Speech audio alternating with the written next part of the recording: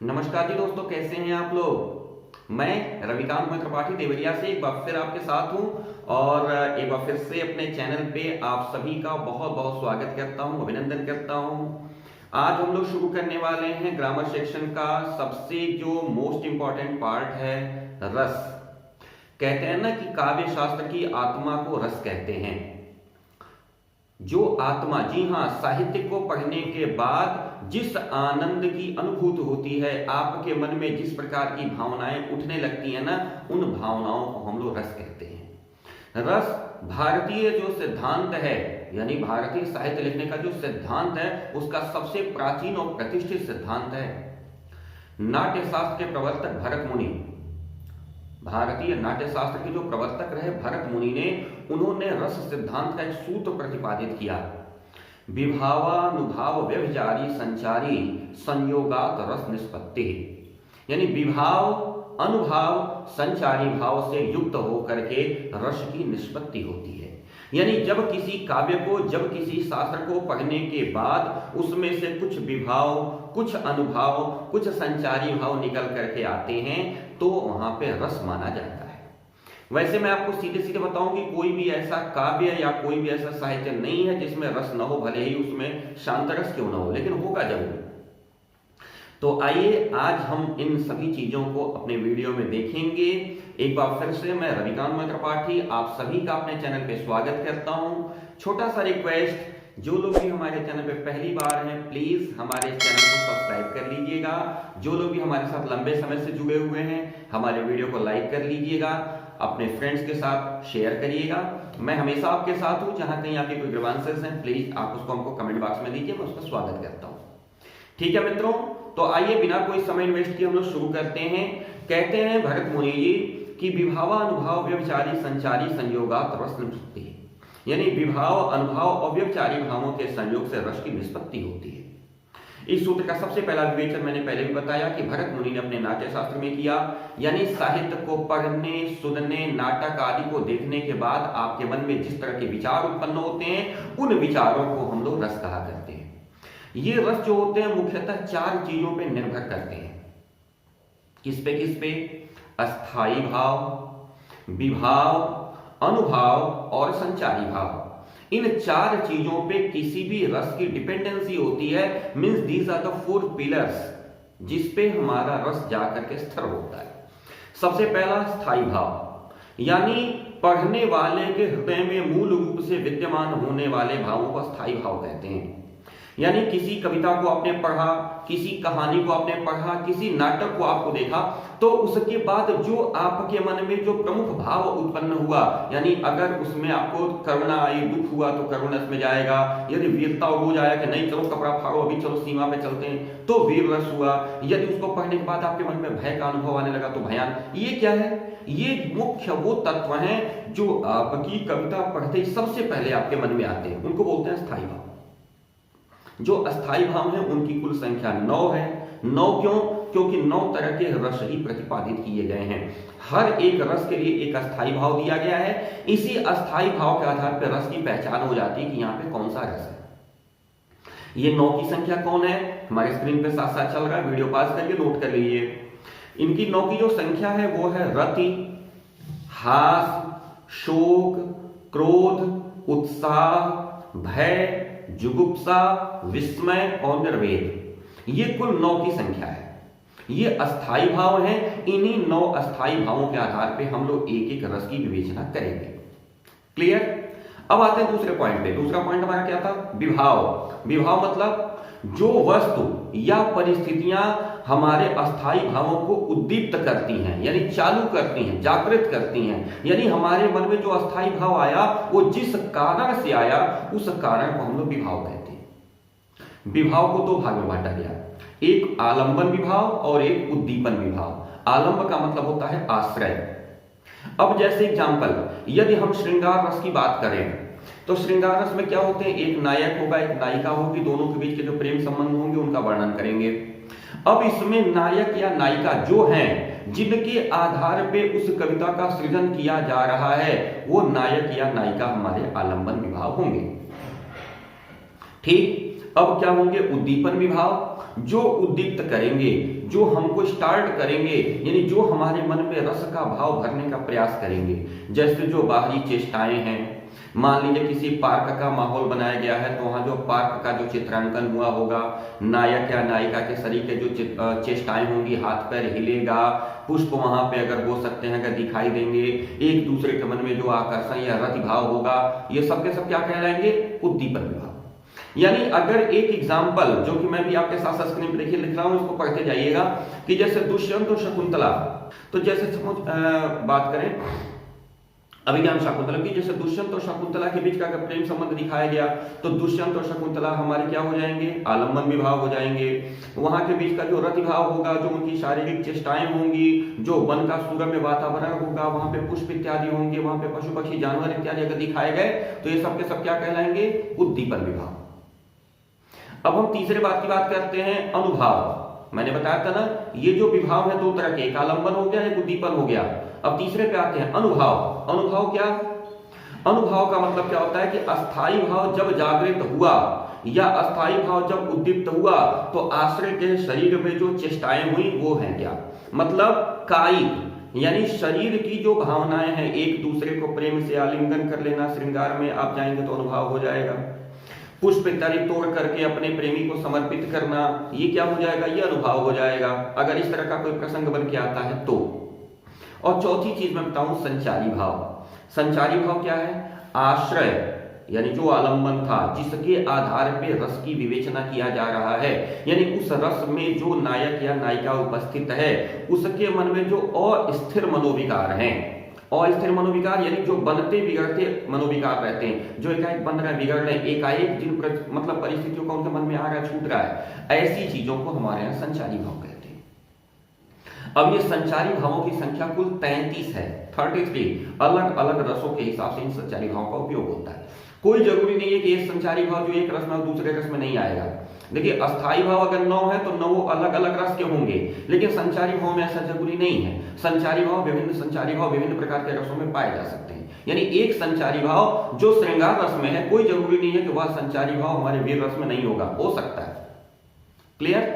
तो इन 33 की संख्या भी हमारे स्क्रीन पे चल रही है, इसको भी आप देख लीजिए। हर्ष, विषाद, त्रास, लज्जा, यानी इसको व्रीड़ा कहते हैं कुछ जगहों पे, ग्लानि, चिंता, शंका, असूया, अमर्ष, मोह, गर्व, उत्सुकता, उग्रता, चपलता, दीनता, जड़ता, आवेग, निर्वेद, धृति, मति, विबोध, वितर्क, श्रम, आलस्य, निद्रा, स्वप्न, स्मृति, मद, उन्माद, अवहित्था, अपस्मार, व्याधि और मरण।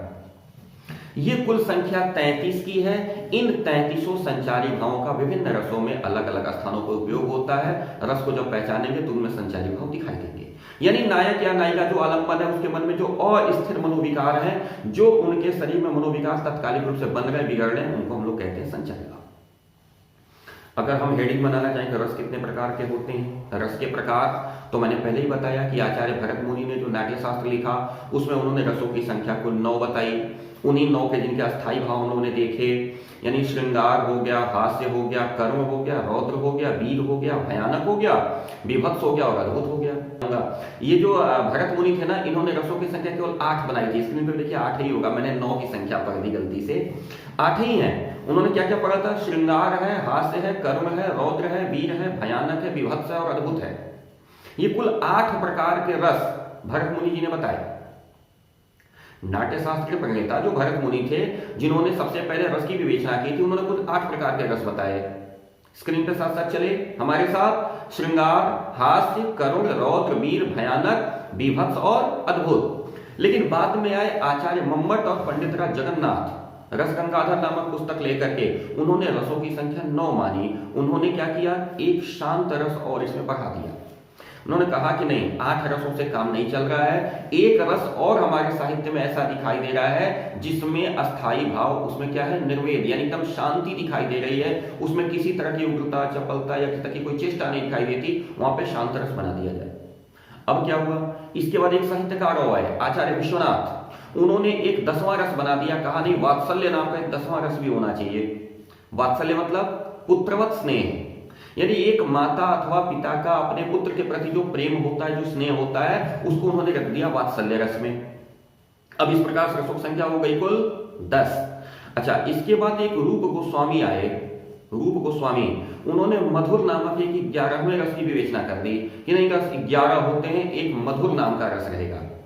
यह जो मधुर रस है ना, इसको बाद में भक्ति रस के रूप में मान्यता मिल गई। क्लियर? अब रसों की संख्या कुल कितनी हो गई?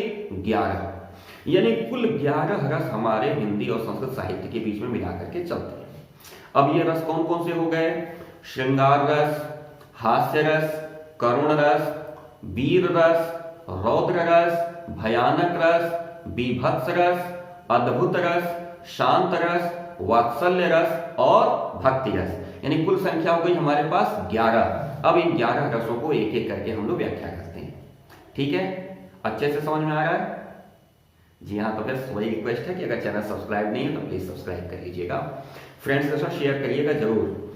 तो मैं बात करूं श्रृंगार रस की। श्रृंगार यानी जहां प्रेम वहां श्रृंगार। आचार्य भोजराज ने श्रृंगार को कहा है रसराज, रसों का राजा। श्रृंगार रस जो होता है ना, उसको रसराज कहा जाता है, रसों का राजा। यानी नायिका और नायक, यानी एक स्त्री और एक पुरुष, यानी विपरीत लिंग के प्रति जो प्रेम आकर्षण होता है ना, उस आकर्षण को हमारे यहाँ श्रृंगार रस के रूप में बताया गया। इसका जो अस्थाई भाव है रति, रति का मतलब ही होता है प्रेम। इसका जो अस्थाई भाव क्या है? रति। जब विभाव अनुभाव विभिन्न प्रकार के संचारी भावों से युक्त होकर के रति नामक अस्थाई भाव पुष्ट होता है, तो वहां पे श्रृंगार रस होता है। अब इस श्रृंगार रस में 2 प्रकार की अनुभूतियां होती हैं। नायक और नायिका साथ हैं और प्रेम प्रस्तुत है, तो वहां पे संयोग श्रृंगार होगा। नायक और नायिका एक दूसरे से दूर हैं और प्रेम प्रस्तुत है, यानी नायक और नायिका अलग अलग हैं, कोई कहीं है कोई कहीं है, लेकिन दोनों एक दूसरे के प्रेम में अगर लगे हुए हैं, हमारी कविता ऐसी बताती है, तो वहां पे वियोग श्रृंगार होगा। उसको विप्रलंब श्रृंगार भी कहते हैं। यानी श्रृंगार 2 तरह के हो गए, एक नायक नायिका एक दूसरे के पास हैं, संयोग श्रृंगार, एक दूसरे से दूर हैं, वियोग श्रृंगार। बात करते हैं संयोग श्रृंगार की, इसको थोड़ा सा विभाग में बांट लेते हैं। मैंने बताया ना 2 है, दोनों को बांट लेते हैं। संयोग श्रृंगार, जहां नायक और नायिका के संयोग और मिलन का वर्णन है। यहां पे मैंने उदाहरण लिया है, मैं थोड़ा सा राम के ज्यादा नजदीक रहना प्रयास करता हूं, मर्यादा पुरुषोत्तम भगवान श्री राम। जब राम पुष्प वाटिका में हैं, राजा जनक के यहाँ पहुंचे हैं, जब अभी उनको इस बात का भान नहीं है कि यहाँ पे हम लोग क्यों आए हैं, सीता से ही विवाह होगा कि नहीं होगा पता नहीं। गुरुजी शाम के संध्या वंदन के लिए पुष्प की मांग करते हैं, राम लक्ष्मण पुष्प लाने के लिए पुष्प वाटिका में जाते हैं। वहां पे सखियों सहित सीता भी आई हुई है। अब सीता के को देखने के बाद राम के मन में अथवा सीता के मन में जो प्रेम उत्पन्न होता है, चौपाइयों के माध्यम से लिखा है गोस्वामी तुलसीदास जी कि चितवत चकित चहु दिसि सीता, गए तह नृप किशोर मन चीता। लता और तब सखिन लखाए, श्यामल गौर किशोर सुहाए। थके नयन रघुपति छवि देखे, पलक निहु परिहरिय निमेषे। अधिक स्नेह देह भई भोरी, अधिक स्नेह देह भई भोरी। शरद ससिंह जनु चितवच कोरी। और अंतिम लाइन जब मैं पढ़ूंगा, अंतिम चौपाई इसकी, तो देखिए श्रृंगार। लोचन मग राम ही उरयानी, दीन्हे पलक कपाट सयानी। सीता ने जब राम को देखा तो वहां पे स्थिति क्या है? अधिक स्नेह देह भई भोरी। स्नेह इतना था कि शरीर सुधि भूल गई। ठीक वैसे ही जैसे कोई चातक पक्षी चंद्रमा को देख करके स्वयं को भूल जाता है। और फिर सीता ने क्या किया? आंखों के रास्ते से राम को अपने हृदय में बसा लिया। लोचन मग राम ही उर आनी, लोचन यानी आंखों के रास्ते से राम को हृदय में ले गई, ले तो गई, अब जो गया वो निकल गया। तो दीन है पलक कपाट सयानी, उस सयानी जानकी ने, उस होशियार और बुद्धिमान जानकी ने ये जो पलक रूपी दरवाजे थे जिस रास्ते से राम को अंदर ले गई थी उसको बंद कर दिया कि ये पलक रूपी दरवाजे बंद, अब जो हृदय में गया वो बाहर नहीं निकल सकता। यह प्रेम की अतिशयता है। यहां सीता के मन में राम के प्रति जो प्रेम भाव है वही इसका अस्थायी भाव यानी रति है। राम और सीता ये दोनों जो पुष्प वाटिका में एक साथ उपस्थित हैं, यह आलंबन है। वहां पे जो लताएं हैं, वहां का जो सुरम्य वातावरण है, यह उद्दीपन विभाव है। सीता का राम को देखना, देह का भारी हो जाना यानी अपने शरीर की शुद्ध बुद्ध भूल जाना, हर्ष, व्याकुलता, चंचलता, ये सब वहां पे संचारी भाव से पुष्ट होकर के यहाँ पे स्थायी भाव रति मिला और यहाँ पे श्रृंगार रस की उत्पत्ति हुई। अब श्रृंगार रस में क्या, चूंकि सीता राम को देख रही है, देखने के साथ प्रेम होगा, संयोग श्रृंगार। बात करेंगे वियोग श्रृंगार की। वही सीता है, समय के साथ सीता का हरण हो जाता है। सीता वही, सीता का हरण हो जाता है। सीता लंका में है, राम किष्किंधा में है। अब राम के मन में जो सीता के प्रति प्रेम है, उस प्रेम का दर्शन करिए।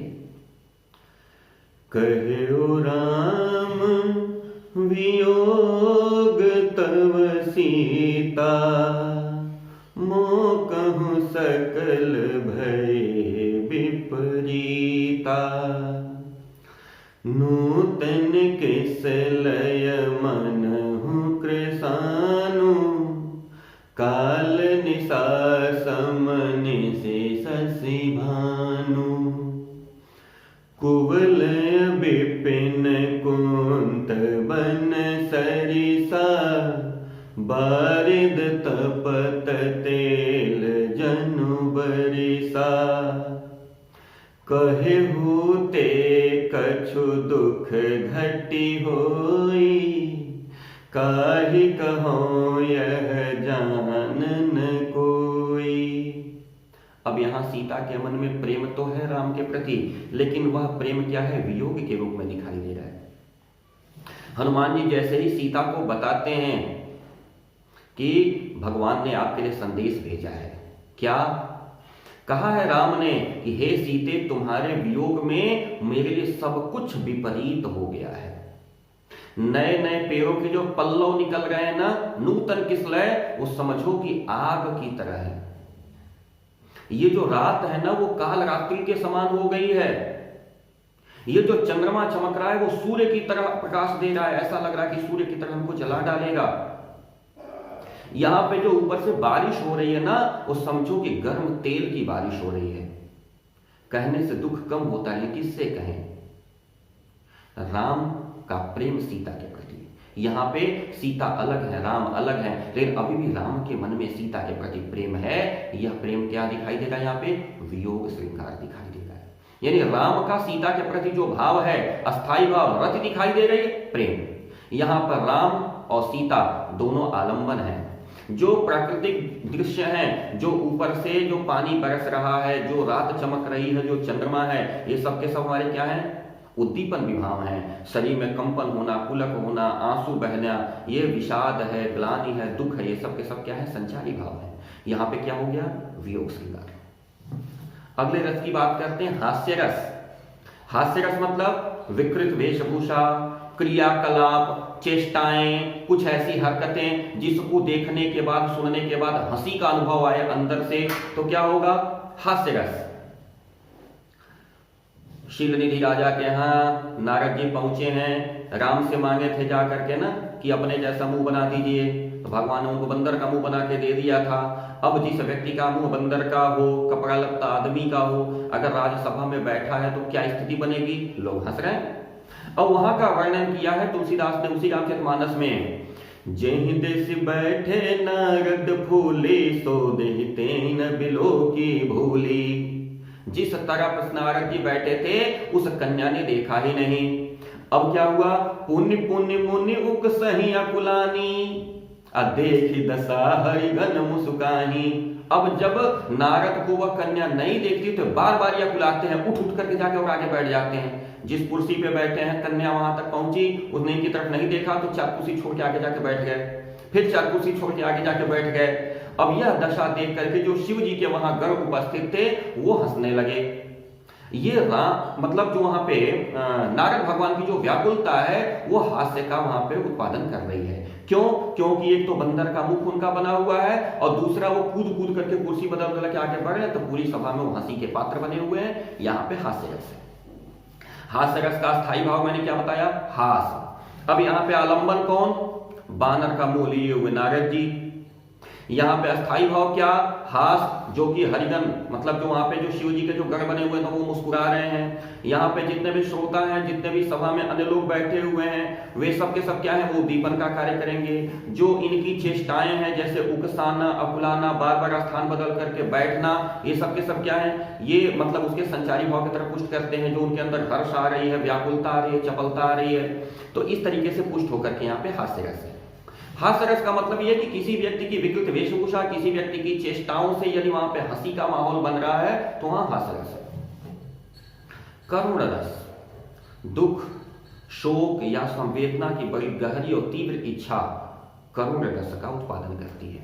यानी जिस काव्य को पढ़ने के बाद, जिस साहित्य को पढ़ने के बाद आपके मन में सहानुभूति की स्थिति आ जाए, हमदर्दी आ जाए, प्रेम आत्मीयता की तरफ क्या कर सकते हैं? मुड़ जाए, तो वहां पे करुण रस होता है।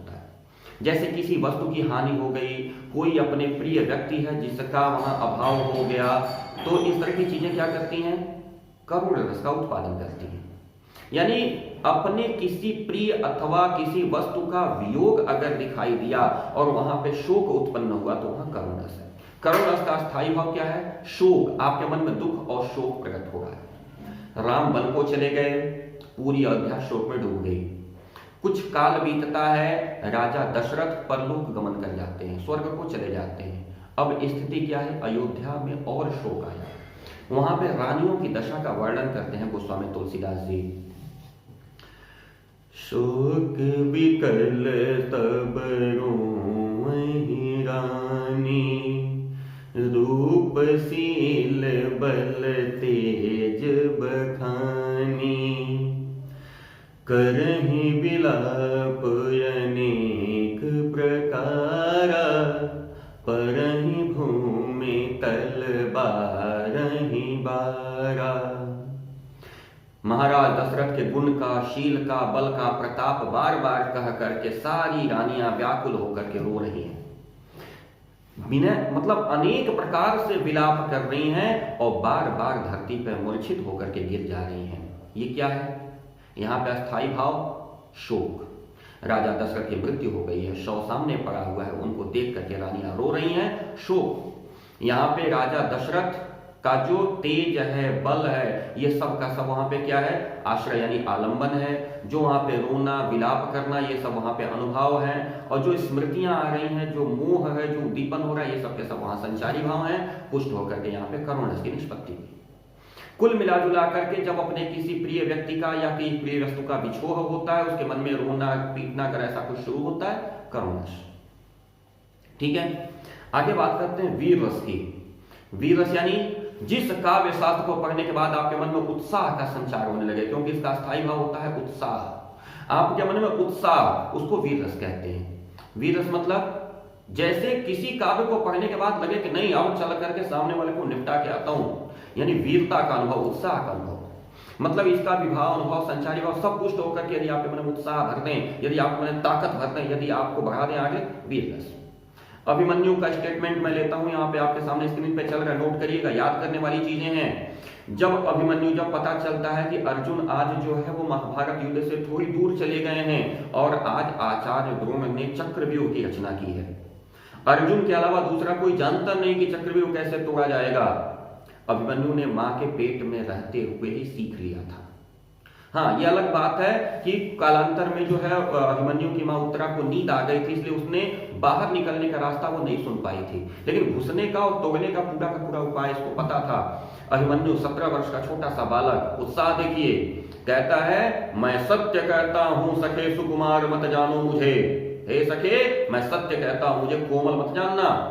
मैं सत्य कहता हूं सखे सुकुमार मत मानो मुझे, यमराज से भी युद्ध में प्रस्तुत सदा जानो मुझे। मैं तो यमराज से भी युद्ध कर लूंगा। ये द्रोण और कृपाचार्य क्या चीज है। मैं सत्य कहता हूं सखे सुकुमार मत मानो मुझे, यमराज से भी युद्ध में प्रस्तुत सदा जानो मुझे। हे सारथे, है द्रोण क्या, आवे स्वयं देवेंद्र भी, देवेंद्र मतलब देवताओं के राजा इंद्र। हे सारथी, ये द्रोण क्या, आवे स्वयं देवेंद्र भी, वे भी न जीतेंगे समर में आज क्या मुझसे कभी। अरे आज की बात क्या कहते हो, कभी हमसे नहीं जीत सकते।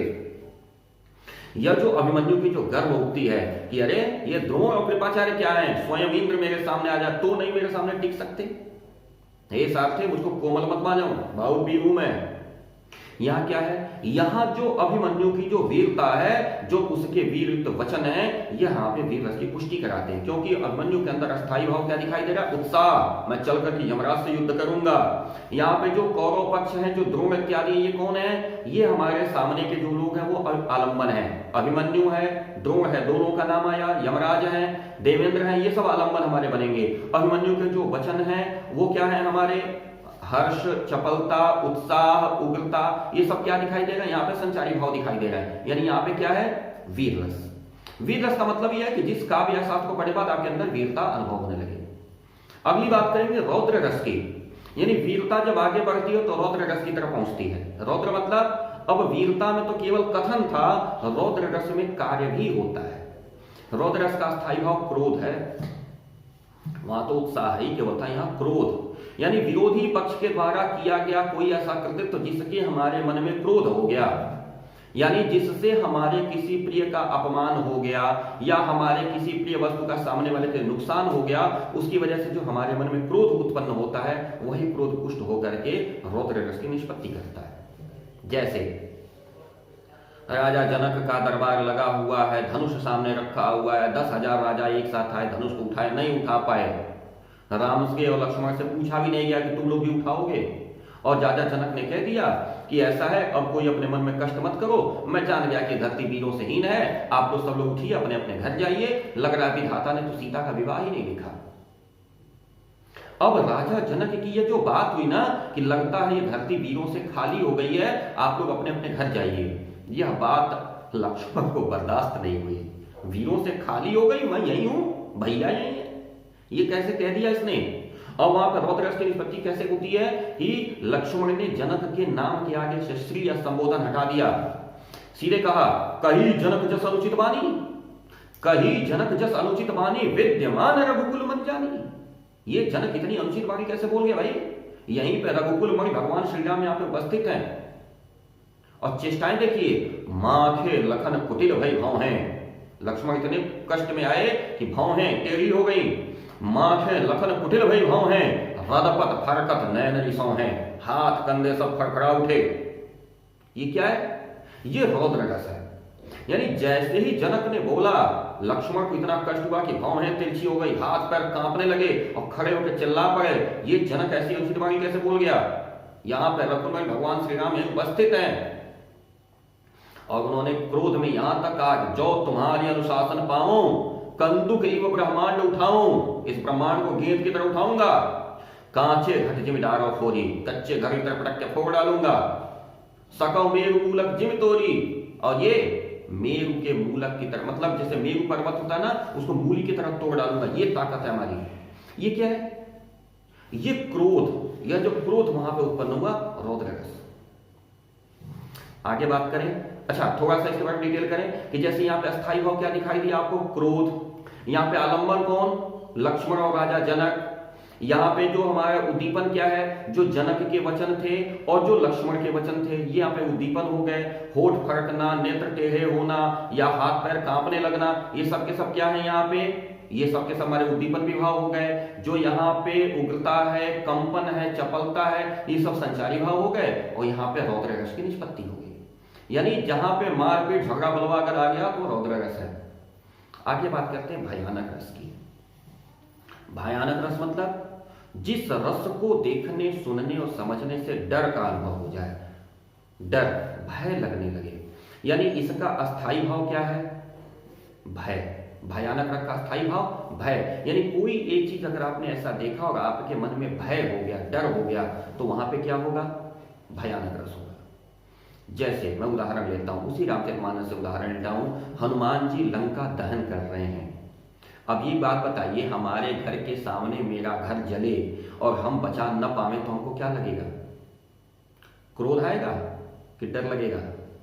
हम अपनी सामर्थ्य लगा करके भी उसको बचा नहीं पा रहे तो क्या हो रहा? भय लग रहा है ना कि मेरा पूरा का पूरा संसार मेरे सामने नष्ट हो रहा है, मेरा खेत बाड़ी घर द्वार सब जल रहा है, मैं चाह के भी कुछ नहीं कर पा रहा हूं। वहां पे लिखा है कि पावक जगत देखी हनुमंता भयउ परम लघुरूप तुरंता निबुक चढ़े कपि कनक अटारी भाई सभीत निशाचर नारी। जितनी नारियां थी निशाचरों की वो सब सभीत हो गई, डर गई। जैसे ही हनुमान जी छोटा सा स्वरूप बना करके ऊपर चढ़े, तुरंत सारी की सारी रानियां क्या हुई? डर गई और लगी हाथ जोड़ के कहने कि हम जो कहा यह कपि नहीं होई, बानर रूप धरे सुर कोई। हमने तो पहले ही कहा था कि बंदर नहीं है, ये बंदर का स्वरूप पकड़े हुए कोई न कोई देवता है, और ये वही है, हमारे पूरे के पूरे नगर को आज जला करके बर्बाद कर देगा। अब यहां पे क्या हुआ? अब यहां पे हनुमान जी अस्थाई भाव नहीं, हनुमान जी हमारे क्या हैं? आलम्बन है। हनुमान जी के ही आधार पे कहानी चल रही है। अस्थाई भाव यहाँ पे क्या दिखाई दे रहा? भय, जो राक्षसों की स्त्रियों के मन में आया। राक्षसों की स्त्रियों के मन में लिखा ना, भई सभीत निशाचर नारी, जो निशाचर नारी और सभीत यानी भय सहित हो गई, उनके मन में जो भय आ गया वो क्या है? ये यहाँ का अस्थाई भाव है। यानी हनुमान जी की जो चेष्टाएं हैं, जो कूद करके ऊपर चढ़ जाना और जो नारियों का डर जाना, भाग चलना वहां से, ये सब के सब क्या है? सब के सब वहां पे उद्दीपन विभाव है। यहाँ पे जो शंका है, जो दीनता उनके अंदर दिखाई दे रही, जो त्रास दिखाई दे रहा, जो अपस्मार दिखाई दे रहा, वो सब का सब क्या है? संचारी भाव है। पुष्ट होकर के यहाँ पे क्या हो गया? अस्थाई भाव भय, रस भयानक। आइए आगे देखते हैं अगला रस, बीभत्स रस। विभत्स रस का जो अस्थाई भाव है ना, वो जुगुप्सा है। जुगुप्सा कहते हैं घृणा को, यानी कोई ऐसी चीज देख करके यदि आपके मन में घृणा का भाव उत्पन्न हो जाए, मतलब नाक बंद करना पड़े, छी छी छी छी हे भगवान करना पड़ गया, तो वहां पे समझिए कि विभत्स रस है। अब विभत्स रस की उदाहरण एक मैं लिया हूं। राजा हरिश्चंद्र हैं, श्मशान घाट पर बैठे हुए हैं और श्मशान की थोड़ी स्थिति का दर्शन करिए। क्या कहते हैं? सिर पर बैठो काग आंख दो खात निकारत। एक शव पड़ा हुआ है, उस शव के सिर पे कौआ बैठ के दोनों आंखें निकाल रहा है। सिर पर बैठो काग आंख दो खात निकारत, अरे खींचत जीभ श्यार अति आनंद उर्धारत। अब एक सियार वहां पे आ गया, वो जीभ खींच रहा है। गीध जांग को खोद खोद के मांस उपारत। गीध क्या कर रहा है? जंघा को खोद खोद करके उसमें से मांस निकाल रहा है स्वयं के भोजन के लिए। स्वान आंगुरिन काट काट के खात विदारत। और कुत्ता आकर के जो उंगलियां हैं उसको काट रहा है और काट करके खा रहा है। कितना आनंद आ रहा है सुन करके कि भाई शव जमीन पे पड़ा हुआ है, एक लाश पड़ी हुई है, कौआ जो है उसकी आंखें चोंच से खोद के निकाल रहा है, सियार आकर के उसकी जीभ खींच के निकाल रहा है, कुत्ता आकर के उंगलियां काट के खा रहा है, गिद्ध आकर के जान को खोद खोद के उसमें से मांस निकाल रहा है। इसको अनुभव क्या हो रहा है? घृणा। यह जो घृणा का अनुभव है ना, बस यही यहाँ का पूरा एरोमा क्रिएट करता है कि इसको क्या कह दिया गया? विभत्स रस किया गया। अस्थाई भाव इसका क्या है? जुगुप्सा या घृणा, यानी आपके मन में घृणा आई, जुगुप्सा आई, अस्थाई भाव इसका हो गया जुगुप्सा, रस हो गया विभत्स। अब यहाँ पे राजा हरिश्चंद्र कौन है? ये इसके आलम्बन है, जो वहां पे मुर्दा पड़ा हुआ है, जो मांस है, जो श्मशान का वहां पे दृश्य दिखाई दे रहा है, ये सब के सब क्या है वहां पे? ये सब के सब वहां पे आलम्बन की तरह कार्य कर रहे हैं। कुत्तों का मांस नोचना, सियार का जीभ खींचना, कौवे का जो है आंख को निकालना, ये सब के सब वहां पे उद्दीपन विभाव है। और जो मोह है, त्याग है और ग्लानि की जो भावना, जो आवेग दिखाई दे रहा है राजा हरिश्चंद्र के मन में, ये संचारी भाव है। पुष्ट होकर के यहाँ पे विभत्स रस की निष्पत्ति हुई। अगले रस की बात करते हैं, 8वें रस की, अद्भुत रस। अद्भुत मतलब ऐसी चीज जो सामान्य अवस्था में हो ही नहीं सकती, जिसके बारे में हम सोच ही नहीं सकते। वो क्या है? कैसे है? ऐसा कैसे हो गया? अब जैसे हम खूब आराम से चले जा रहे हैं, एकाएक आसमान में हमको यूएफओ दिखाई दे जा रहे हैं, कहां से आ गया? ये क्या है? अद्भुत। भगवान श्री कृष्ण दुर्योधन की सभा में पहुंचे हैं पांडवों की तरफ से संधि प्रस्ताव लेकर के, भैया ऐसा है 5 गांव हमको दे दो, बाकी तुम अपना पूरा राज्य लेके रहो। दुर्योधन बात नहीं मानता। अब वहां पे क्या हुआ, भगवान ने अपना स्वरूप विस्तार किया। रश्मि रथी की लाइन मैंने यहाँ पे उठाई है उदाहरण के लिए, ताकि आपको स्पष्ट समझ में आवे कि अद्भुत क्या होता है।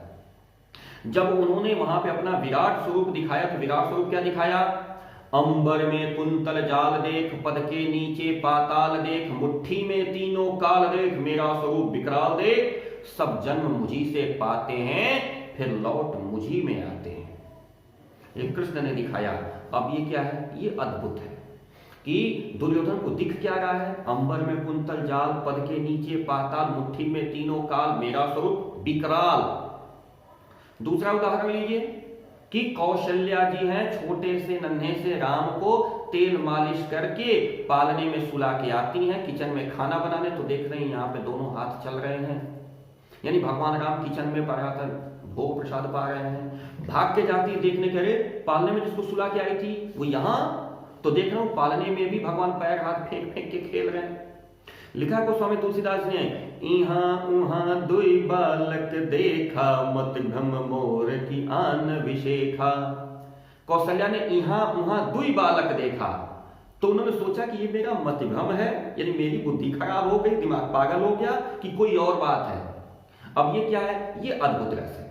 अद्भुत का मतलब जो चीजें सामान्य रूप से नहीं हो सकती, अगर असामान्य कोई चीज दृष्टिगत हो रही है, अद्भुत रस, यानी इस पर अस्थायी भाव जो होता है वो विस्मय होता है, आश्चर्य। इसका अस्थायी भाव क्या है, विस्मय यानी आश्चर्य। अब यहाँ पे ईश्वर का विराट स्वरूप, पहले वाले उदाहरण की बात करता हूं, ईश्वर का जो विराट स्वरूप है जो वहां पे दिखाया है उन्होंने, वह इसका आलंबन है। जो विराट स्वरूप का जो क्रियाकलाप है, जो उसकी आंखें हैं बड़ी बड़ी हो जाना, आश्चर्यचकित रूप से देखना, ये उसके उद्दीपन हो गए। अवाक रह जाना, स्तब्ध रह जाना, ये सब के सब उद्दीपन विभाव हो गए। और उत्सुकता, चिंता, त्रास, ये सब के सब क्या, संचारी भाव पुष्ट होकर के यहाँ पे बन गया अद्भुत रस। दूसरे उदाहरण की बात करें तो इसमें कौशल्या और राम दोनों आपके आलंबन हो गए। बाकी हाथ पैर फेंक करके इधर खेलना, वहां भोजन करने समय हाथ पैर चलाना, ये उसके उद्दीपन हो गए। और कौशल्या के मन में जो चिंता उत्पन्न हो रही है, जो विस्मय उत्पन्न हो रहा है कि यार वहां में तुला के आई थी वो यहाँ दिखाई दे रहा है, यहाँ जो खा रहा है वो वहां भी दिखाई दे रहा है, ये जो है वो संचारी भाव के बारे में पुष्ट हो गया यहाँ पे अद्भुत रस। आगे बात करते हैं शांत रस की। शांत रस का जो अस्थायी भाव है वो क्या है, निर्वेद। निर्वेद मतलब शांति।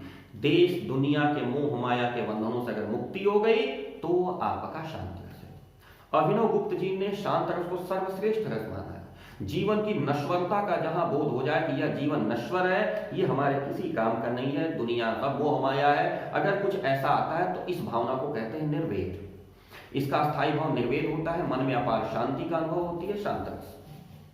ठीक, गोस्वामी तुलसीदास जी का एक पद है मेरे सामने, मैंने रखा है, सुत बनिता दिजान स्वार्थ रत करुण नेह सब हीते, अंतहि तो ही तजेंगे पामर तो न तजय अब हीते। गोस्वामी तुलसीदास जी कहते हैं कि देखो, स्वार्थ में रत मत रहो, जो तुम्हारे अंदर दोष पाप है उसको छोड़ दो, नहीं तो हे पापी, अंत में भगवान तुमको छोड़ देंगे और फिर तुम कहीं के नहीं रहोगे। अब नाथ ही अनुराग जाग जग त्याग दुर्दशा जीते, बुझै न काम यगिन तुलसी कहूं विषय भोग बहु भीते। तुलसीदास जी कहते हैं कि विषय और भोग रूपी जो घी हमारे बार बार पड़ रहा है, इससे जो कामना और इच्छा रूपी अग्नि है वो बंद ही नहीं हो रही है। यहाँ पे शांत रस यानी कामना रूपी इच्छा की अग्नि को समाप्त करने के लिए विषय और मोह माया रूपी घी को पड़ने की मनाही कर रहे हैं कि ये सब चीजें बंद कर दो, ईश्वर के भजन कीर्तन में लग जाओ। यहाँ पे शांत रस। कबीरदास जी के जितने दोहे हैं सब शांत रस में जाते हैं। कबीरदास के सब दोहों को पढ़ने के बाद आपको जीवन की नश्वरता का अनुभव होता है, शांत रस। अब यहाँ पे जो उदाहरण हमने लिया उस उदाहरण के हिसाब से देख लीजिए, इसका स्थायी भाव इसमें क्या दिखाई दे रहा, निर्वेद, चिंता मुक्त हो जाना, देश दुनिया के बंधन से अपनी कामनाओं और अपनी इच्छाओं को मार करके ईश्वर में लीन हो जाना। जो सांसारिक वातावरण है वो उनके आलम्बन हो गए। जो यहाँ पे पुत्र पत्नी इत्यादि का जो मोह उत्पन्न होता है, ये सब के सब आपके अनुभव हो गए। और यहाँ पे जो उनके मन में शांति उत्पन्न हो रही है, आनंद आ रहा है, प्रेम आ रहा है, वो यहाँ पे संचारी भाव की तरफ पुष्ट होकर के यहाँ पे शांत रस देते हैं। आगे बात करेंगे शांत रस के बाद। मैंने बताया था वात्सल्य रस। वात्सल्य मतलब पुत्र के प्रति स्नेह यानी पुत्र के प्रति स्नेह अगर दिखाई दे रहा है तो वो वात्सल्य रस है। अब सूरदास ने वात्सल्य रस के बहुत सुंदर विवेचनाएं की हैं, ठीक है। वैसे ही रसखान ने भी कई जगह किया है, तुलसीदास ने भी कई जगह किया है। किलकत कान घुटुर वनियावत, सूरदास जी हैं। किलकत कान घुटुर वनियावत, मणिमय कनक नंद के आंगन बिंब पकड़ धावत। किलकत कान घुटुर वनियावत, क्या है? खिलखिलाते हुए कान्हा घुटनों के बल चलते हुए चले आ रहे हैं। जो मणियों से युक्त नंद का जो आंगन है उसमें नीचे परछाई पकड़ती है, उसको पकड़ने के लिए दौड़ पड़ते हैं। ये भगवान श्री कृष्ण बाल स्वरूप का वर्णन जहां जहां करेंगे वात्सल्य रस आएगा। यहाँ पे आलम्बन क्या होगा? माता पिता या वह अभिभावक जो पुत्र को देख करके हर्षित हो रहा है, उसके मन में जो प्रेम उत्पन्न हो रहा है, वह व्यक्ति यहाँ पे आलम्बन हो जाएगा। वह पुत्र जो खेल रहा है, खिलखिला रहा है, वह पुत्र भी आलम्बन हो जाएगा। उसका अस्थायी भाव क्या हो जाएगा? भक्ति। कैसी भक्ति? प्रेम, यानी अपने पुत्र के प्रति प्रेम युक्त अगर भक्ति दिखाई दे रही है तो वहां पे वात्सल्य रस हो जाएगा। अब यहाँ पे संचारी भाव क्या होंगे? यहाँ पे संचारी भाव होंगे जो पुत्र के प्रति स्नेह युक्त उठ करके जो आपके मन में जो उत्साह बनेगा कि नहीं पुत्र को गोद में ले लें, जो पुत्र को खिलाने के लिए आपके मन में प्रेम बनेगा, ये सारी चीजें उसके संचारी भाव के रूप में आएंगी।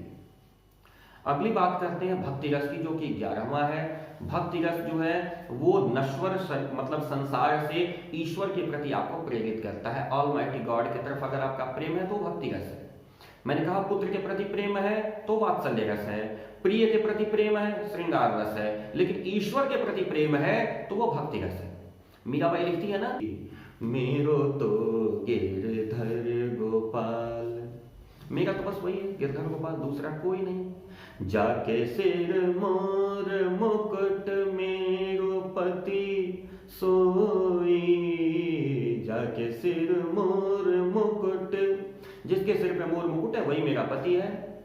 और मेरी स्थिति साधुन संग बैठे बैठे लोक लाज खोई, अब तो बेली फैल गई जाने क्या होई, मेरो तो गिरधर गोपाल दूसरों न कोई। मेरा बस एक ही है गिरधर गोपाल, दूसरा कोई है ही नहीं। यानी अपना सर्वस्व समर्पित कर देना किसके प्रति? ईश्वर के प्रति। अब यहाँ पे क्या है? अस्थाई भाव क्या हो गया? ईश्वर के विषय में रति, ईश्वर की तरफ प्रेम। आलम्बन कौन? श्री कृष्ण और मीराबाई। उनकी जो लीलाएं हैं, जो उनका सत्संग है, जो उनकी भावनाएं हैं, ये सब के सब मायोदीपन विभाव हो गए। जो हर्ष है, जो प्रेम है, जो उत्सुकता है, ये सब यहाँ पे संचारी भाव हो गए, भक्ति रस की निष्पत्ति। तो इस तरीके से कुल आज हम लोगों ने 11 रसों की विवेचना की। 11 रसों का हम लोगों ने उदाहरण देखा, उसकी व्याख्या देखी। आशा है कि यह वीडियो आप लोगों को पसंद आएगा, तो प्लीज आप इसको देखें, सुने, समझें, और जहां कहीं कोई दिक्कत आए हमें आप कमेंट बॉक्स में दें। और चलते चलते रिक्वेस्ट है कि प्लीज हमारे चैनल को सब्सक्राइब जरूर कर लें, और वीडियो अच्छा लगता है उसको लाइक कर लें, अपने फ्रेंड्स के साथ शेयर कर लें। और एक बार फिर से 20,000 प्लस सब्सक्राइबर पूरे होने के लिए आप सभी को बहुत बहुत बधाइयां। मैं रविकांत त्रिपाठी जल्दी ही मिलता हूं अगले वीडियो में आपके साथ। तब तक के लिए नमस्कार, सत श्री अकाल।